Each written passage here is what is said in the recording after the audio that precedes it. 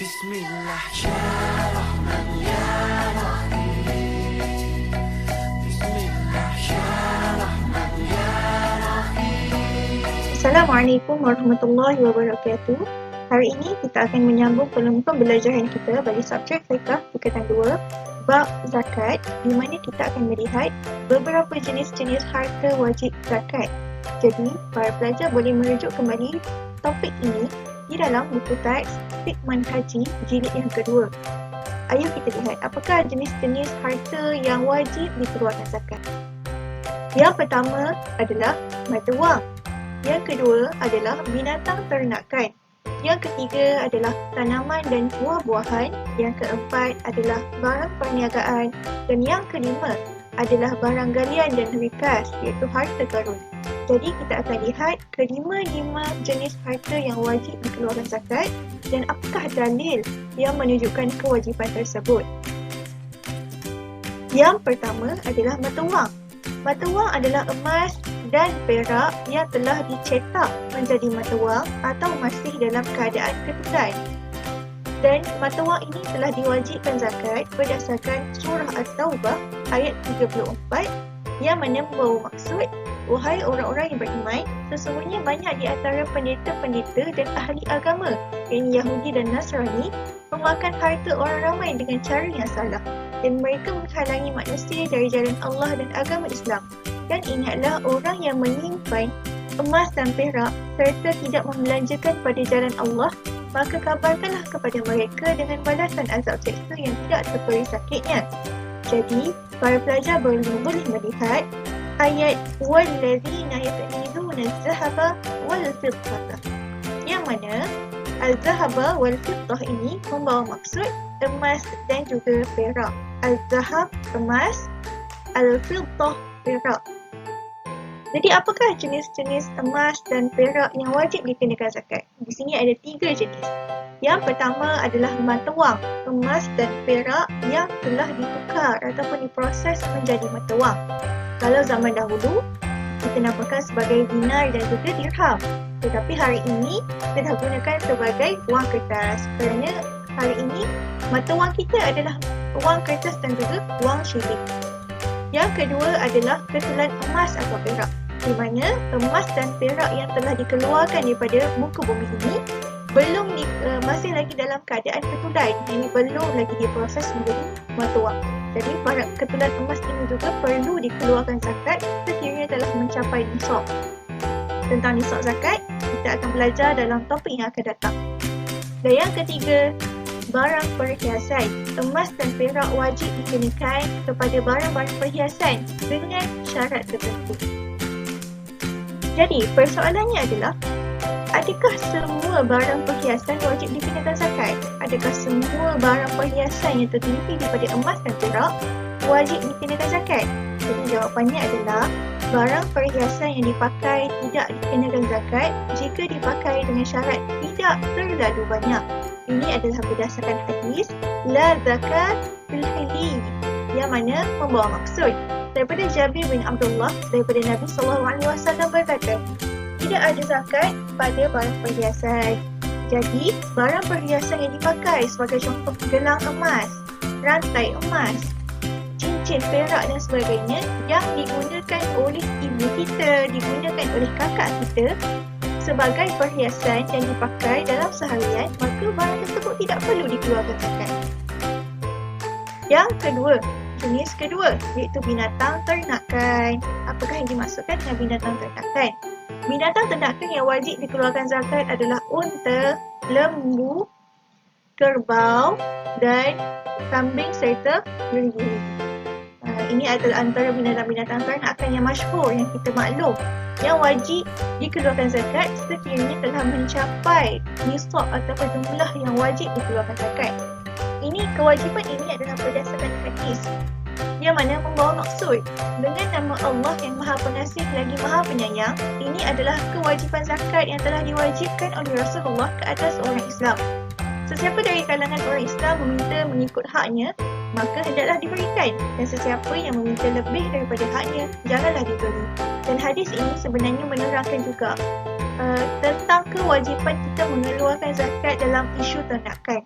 dan ada nisab ataupun jumlah yang wajib dikeluarkan. Hadis ini sangat panjang ya.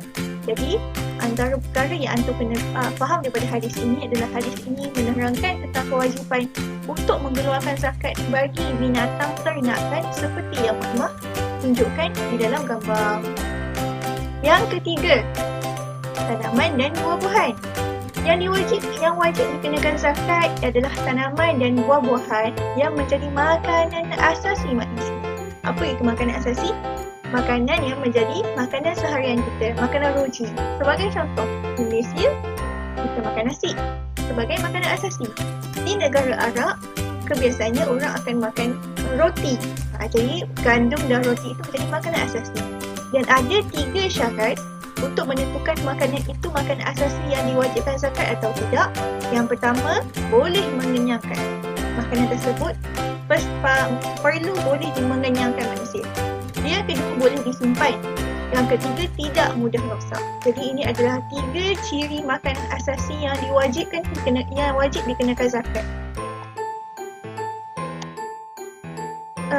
Dan dalil bagi kewajipan zakat tanaman ini adalah berdasarkan surah Al-An'am yang mana membawa maksud, dan dialah Allah yang menjadikan untuk kamu kebun-kebun yang menjala tanamannya dan yang tidak menjala, dan pohon-pohon tamar dan tanaman-tanaman yang berlainan, dan buah zaitun dan delima yang bersamaan warnanya atau daunnya dan tidak bersamaan rasanya. Makanlah dari buahnya ketika ia berbuah dan keluarkanlah haknya iaitu zakat pada hari memetik atau menuai, dan janganlah kamu melampaui pada apa jua yang kamu makan atau belanjakan. Sesungguhnya Allah tidak suka kepada orang yang melampau. Di dalam ayat Quran ini, Allah menyebutkan beberapa jenis tanaman dan buah-buahan. Antara contohnya adalah tanaman tamar iaitu kurma, tanaman zaitun, delima dan sebagainya. Buah-buahan atau tanaman ini adalah makanan asasi dan makanan yang memenuhi ketiga-tiga syarat yang Allah sebutkan sebelum ini, yang mana Allah berfirman bahawa makanan ini perlu dikeluarkan zakat daripadanya. Jadi ini antara contoh makanan-makanan yang wajib dikenakan zakat. Seperti yang Mak Noh katakan, di Malaysia kebiasaannya kita makan makanan asasi iaitu beras. Jadi penanam ataupun mereka yang mengusahakan ladang tanaman beras, tanaman padi, maka mereka perlu mengeluarkan zakat sekiranya sudah mampu. Kemudian yang keempat, barang perniagaan. Maksudnya orang yang berniaga juga perlu dikeluarkan zakat sekiranya telah mencapai kelayakan ataupun nisabnya. Perniagaan bermaksud penukaran harta mal dengan barang yang tertentu bertujuan untuk mendapatkan keuntungan. Di sini Mak ada highlightkan 2 ayat. Pertama, penukaran harta dengan barang yang tertentu. Itulah dinamakan perniagaan. Kita serahkan barang, pembeli akan serahkan duit kepada kita. Dan perniagaan ini memang bertujuan untuk dapatkan keuntungan. Jadi apa-apa urusan perniagaan memang kita nak dapatkan keuntungan. Jadi apakah dalil di mana wajib mengeluarkan zakat perniagaan? Ia adalah berdasarkan surah Al-Baqarah ayat 267. Wahai orang yang beriman, belanjakanlah sebahagian dari hasil usaha kamu yang baik-baik dan sebahagian dari apa yang kamu keluarkan dari bumi untuk kamu. Dan janganlah kamu sengaja memilih yang buruk daripadanya. Lalu kamu dermakan atau kamu jadikan pemberian zakat, padahal kamu sendiri tidak sekali-kali akan mengambil yang buruk itu kalau diberikan kepada kamu, kecuali dengan memejamkan mata padanya. Dan ketahuilah sesungguhnya Allah Maha Kaya lagi sentiasa terpuji. Di sini dan dalam bahagian pertama ayat ini, ya ayyuhallazina amanu anfiqu minat thayyibat ma kasabtum. Ayat ini menerangkan bahawa diwajibkan mengeluarkan zakat hasil daripada usaha kita. Dengan arti kata lain, hasil daripada perniagaan yang kita usahakan. Dan apakah syarat-syarat wajib zakat perniagaan? Di sini ada 2 syarat yang perlu para pelajar ingat. Yang pertama, mestilah pengusaha tersebut atau peniaga tersebut sudah berniat sewaktu memiliki barang itu untuk menjadikannya bahan perniagaan. Dengan maksudnya begini.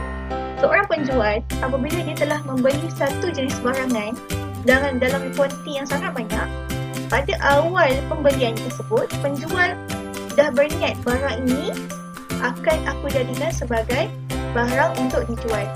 Jadi, bila dah ada niat daripada awal, maka sekiranya barang tersebut melebihi kadar yang diperlukan untuk mengeluarkan zakat, diwajibkan zakat, maka penjual tersebut perlulah keluarkan zakat sebab telah berniat daripada awal barang itu untuk dijual. Yang kedua, mestilah barang itu dimiliki dengan jalan akad pertukaran penjual beli. Sebagai contoh, penjual yang dikenakan atau peniaga yang dikenakan zakat barang perniagaan mestilah memiliki barang tersebut, dan barang tersebut adalah barang yang diperolehi sebagai contoh dengan cara membeli daripada kilang-kilang, membeli daripada orang lain. Jadi sekiranya barang tersebut telah dimiliki secara sah kepada peniaga, maka dia wajib dikenakan zakat perniagaan sekiranya telah capai nisab.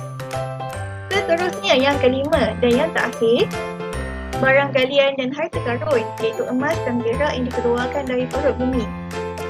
Barang galian dan harta karun ini mempecahkan kepada dua jenis. Pertama, rikas, iaitu segala harta benda, emas dan perak atau seumpamanya yang tersimpan di dalam bumi dan mempunyai tanda-tanda bahawa ia tersimpan sebelum kedatangan Islam.